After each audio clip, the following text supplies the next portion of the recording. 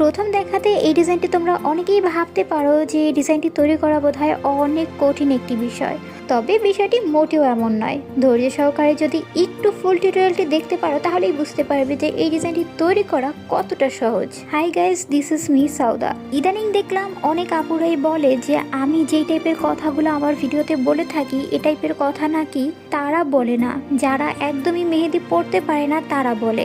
তাদের মতো মেহেদি আর্টিস্টরা এই ধরনের কথা কখনোই বলে না। তো কথাটা হচ্ছে গিয়ে আমি তো আপনাদের মতো বড় বড় আর্টিস্টদের জন্য এই ভিডিওগুলো তৈরি করি না। আমি আমার ভিডিওগুলো তৈরি করি সেই আপুদের জন্য যারা একদমই মেহেদি পড়তে পারে না তাদের জন্য।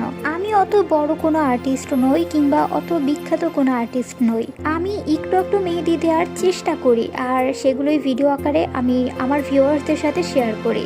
আর আমার অডিয়েন্সরা সেই সাধারণ জিনিসটাকেই অসাধারণভাবে দেখে, সেগুলোকে অনেক বেশি পছন্দও করে, কারণ তারাও আমার মতো সাধারণ।